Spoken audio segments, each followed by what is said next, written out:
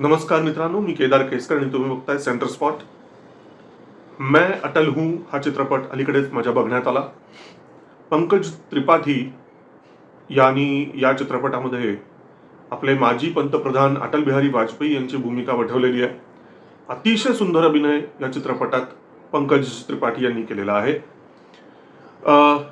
रवी जाधव या आपल्या अतिशय प्रख्यात अशा दिग्दर्शकांनी हा चित्रपट दिग्दर्शित केलेला आहे आणि खरोखर सुंदर दिग्दर्शन झालेलं आहे. या चित्रपटामध्ये पंकज त्रिपाठीचं काम तर खूपच भलतंच सुंदर झालेलं आहे. मुख्य म्हणजे अटल बिहारी वाजपेयी यांचं जे कार्य आहे पंतप्रधान म्हणूनचं ते कदाचित आपल्या पिढीच्या लोकांपर्यंत ते, कारण आपण त्यांचं ते कार्य असताना पाहिलेलं आहे, आपलं बालपण त्यात गेलेलं आहे. पण जी आताची जी तरुण पिढी आपल्यापेक्षा पुढची जी जनरेशन आहे, जे गेल्या 10-15 वर्षात जी मुलं जन्मलेली असतील, त्यांना अटल बिहारी वाजपेयी यांचं कार्य माहितीच नाही. सो अशांच्यासाठी अटल बिहारी वाजपेयी यांच्या जीवनावरचा बायोपिक हा अतिशय महत्वाचा आहे असं मला वाटतं. इनफॅक्ट अटल बिहारी वाजपेयी पंतप्रधान असताना सुद्धा आपण सगळ्यांनी त्यांचं कार्य अनुभवलेलं जरी असलं तरी स्वतः अटल बिहारी वाजपेयी यांचं बालपण कसं होतं, त्यांनी तरुणपणात संघर्ष कसा केला, त्यांचं शिक्षण त्यांनी कशा पद्धतीने घेतलं, त्यांनी कसा झगडा दिला आणि मग ते पुढे राजकारणात कसे आले, हा सगळा जो त्यांचा प्रवास आहे तो कित्येकांच्या गावीही नसेल. जो खूप कमी लोक अशी असतील की ज्यांनी वाजपेयी यांचं चरित्र वाचलेलं असेल, परंतु बहुतांश लोक अशी असतील की ज्यांनी अटल बिहारी वाजपेयी यांचं कार्य पंतप्रधानपदी ते असताना त्यांनी घेतलेले निर्णय, चांगले वाईट व्हॉट एव्हर, ते फक्त बघितले असतील, अनुभव घेतलेला असेल की येस पंतप्रधान होते अटल बिहारी वाजपेयी, त्यावेळेला आम्ही अमुक अमुक गोष्ट करत होतो वगैरे वगैरे वगैरे, आपले आपले अनुभव असतील प्रत्येकाचे. पण की हा नेता घडला कसा, हा मनुष्य पंतप्रधान पदापर्यंत पोहोचला कसा, त्यांचं कार्य काय होतं, ओव्हरऑल त्यांच्या जीवनाची गोष्ट काय होती, हे बऱ्याच लोकांना माहिती नसणार आहे. आणि म्हणून या बायोपिकला खूप महत्व होतं. रवी जाधव यांनी खूप चांगल्या पद्धतीने दिग्दर्शन केलेलं आहे आणि खूप भारी भारी कलाकार या चित्रपटात आहेत. आणि तरी सुद्धा काही कलाकार हे त्यांनी आपला ठसा उमटवलेला आहे. खास करून हेडगेवारांच्या भूमिकेमध्ये अजय पुरकर यांनी खूप चांगल्या पद्धतीने छाप सोडलेली आहे स्वतःची. अजय पुरकरांचा तानाजी आपण बघितलेला आहे मराठी चित्रपटांमधून, पण तोच अजय पुरकर हा केशव बळीराम हेडगेवारांच्या गेटअप मध्ये बघितल्यानंतर आपला विश्वासच बसत नाही. इतका बेमालूम हुबेहूब अशा पद्धतीचे हेडगेवार अजय पुरकरांनी उभा केलेला आहे. प्रसन्न केतकर हे गोळवलकर गुरुजींच्या भूमिकेमध्ये अक्षरशः डिट्टो गोळवलकर गुरुजीच वाटतो. आणि गौरी सुकटणकर यांनी ज्या सुषमा स्वराज उभी केलेल्या आहे, तोड नाही. आवाज सुद्धा अगदी सुषमा स्वराज यांचा सारखाच, म्हणजे कास्टिंग काय सुपर झालेलं असेल. Just imagine. LK अडवाणींच्या साठीचं जे कास्टिंग झालंय तेही छान झालंय. प्रमोद महाजनांच्या भूमिकेतलं सुद्धा कास्टिंग सुंदर झालेलं आहे. तुम्ही एक नेहरूंच्या भूमिकेतलं व्यक्तिमत्व जर सोडलं तर लाल बहादूर शास्त्री असतील, सगळे श्यामाप्रसाद मुखर्जी असतील, उपाध्याय असतील, सगळ्यांच्या भूमिकांच्या साठी जे कास्टिंग झालेलं आहे अवर्णनीय. म्हणजे ग्रेट ग्रेट ग्रेट. ह्या पिक्चर मध्ये इवन अब्दुल कलामांच्या भूमिकेच्या साठीचं सुद्धा कास्टिंग, इंदिरा गांधीच्या भूमिकेचं कास्टिंग सुंदर सुंदर. फक्त एक वाटतं की या चित्रपटाचं जे मेकअप जे काही झालेलं आहे ते मेकअप थोडंसं शेवटी हेवी झालेलं आहे. म्हणजे की जसजसं वाजपेयींचं वय वाढत जातं तसं ते जे काही नाक लावलेलं आहे ते कृत्रिम खोटं नाक लावलेलं आहे पंकज त्रिपाठी यांना, असं ते जाणवतं. म्हणजे त्यामुळे मेकअप थोडासा चुकलेला आहे. तो जरा चांगल्या पद्धतीने व्हायला पाहिजे होता. Otherwise everything is best.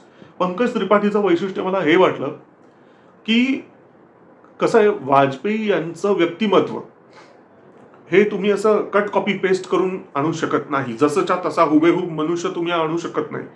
वाजपेयींचा आवाज सुद्धा एक खरखरीत पद्धतीचा आहे, वेगळा आहे आवाज. त्यांचा सचा उच्चार सुद्धा वेगळ्या पद्धतीचा आहे, त्यांच्या बोलण्यामध्ये पॉजेस खूप आहेत. हे सगळं जरी असलं तरी ते जसंच्या तसं जर कोणी जर करायचा प्रयत्न केला असता तर ते मिमिक्री वाटू शकली असती. बायोपिकमध्ये नेहमी हाच धोका असतो की ज्या चरित्रनायकाच्या वरती तुम्हाला हा पिक्चर तयार करायचा असतो त्याच्यासाठीचा कलाकार घेताना त्यांनी ती व्यक्ती जिवंत करायची असते, ती व्यक्ती पडद्यावर साकारायची असते. पण म्हणून ते करताना त्यांनी मिमिक्री करायची नसते. नाहीतर मग काय होतं, कलाकाराची कलाकृती बाजूला राहते आणि मिमिक्रीच वाटायला लागते ती जास्त. आणि तिथेच खूपदा गफलत होते आणि हे जे चित्रपट असतात बायोपिक सारखे चित्रपट ते आपटतात खूपदा. मैं अटल हूं मधल्या निगेटिव्ह गोष्टी आपण तात्पुरत्या जरी बाजूला ठेवल्या तरी सुद्धा पंकज त्रिपाठींनी वाजपेयींची शैली घेताना सुद्धा त्यांच्यासारखा आवाज काढायचा प्रयत्न मुद्दाम असा जाणीवपूर्वक केला वगैरे असल्या गोष्टी केलेल्या नाहीत. बऱ्यापैकी त्यांच्यासारखे गेटअप वगैरे निर्माण करण्याचा प्रयत्न केलेला आहे. थोडंसं इमिटेशन करावं लागतं तसं त्यांनी केलेलं आहे. परंतु त्यांनी एक भास निर्माण केलेला आहे, वाजपेयी यांचा एक भास निर्माण केलाय पडद्यावरती. त्यांची नक्कल करण्याचा प्रयत्न केलेला नाहीये, ही एक चांगली गोष्ट आहे. हे एका परिपक्व अभिनेत्याचं लक्षण आहे आणि यासाठी पंकज त्रिपाठींना सुद्धा फुल मार्क्स आणि रवी जाधव यांना सुद्धा फुल मार्क्स.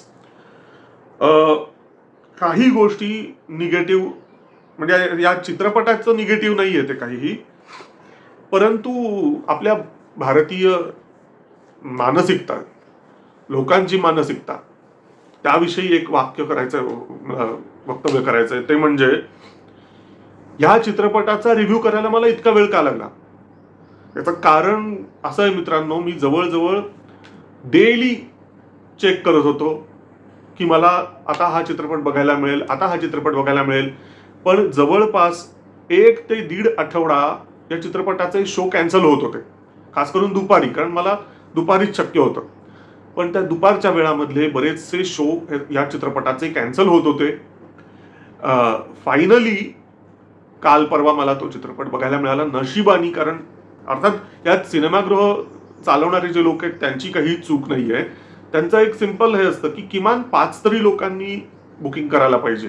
5 जण जरी असतील सिनेमागृहामध्ये तरीही आम्ही चित्रपट चालू करू, आणि तेवढी संख्याच होत नव्हती, त्यामुळे चित्रपट कॅन्सल होत होता. फायनली मला तो चित्रपट जाण्याच्या 1 का 2 दिवस आधी हा चित्रपट मला बघण्याची संधी नशिबाने मिळाली. त्यामुळे हा इतका डिले झालेला आहे मैं अटल हूं या चित्रपटाच्या रिव्ह्यूला. तर मला इतकं सांगावं असं वाटतं की जे चांगले चित्रपट असतात, दर्जेदार चित्रपट असतात, असे चित्रपट सिनेमागृहात जाऊन का बघत नाहीये भारतीय ऑडियन्स?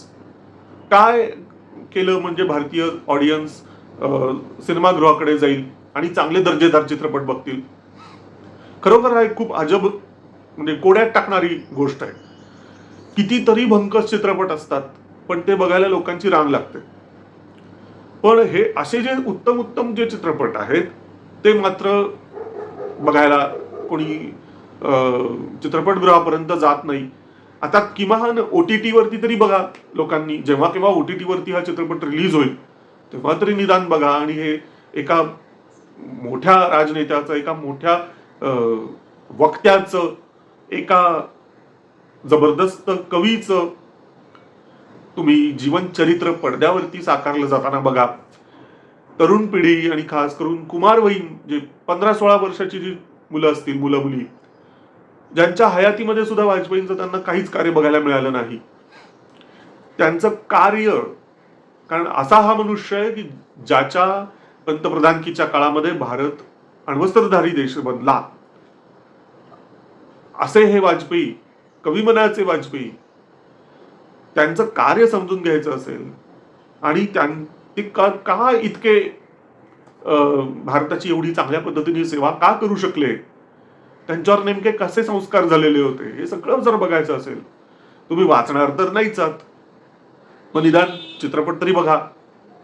सो माझी सर्वांना कळकळीची विनंती आहे की चांगले चित्रपट सिनेमागृहात जाऊन बघत जा, आणि जे भंकस चित्रपट असतात ते तुम्ही OTT वरती नंतरही बघू शकता, हो की नाही? असो, तर तुम्हाला जर का हा रिव्ह्यू आवडला असेल तर कृपया लाईक करा, शेअर करा आणि सेंटर स्पॉटला सबस्क्राईब करायला विसरू नका. धन्यवाद.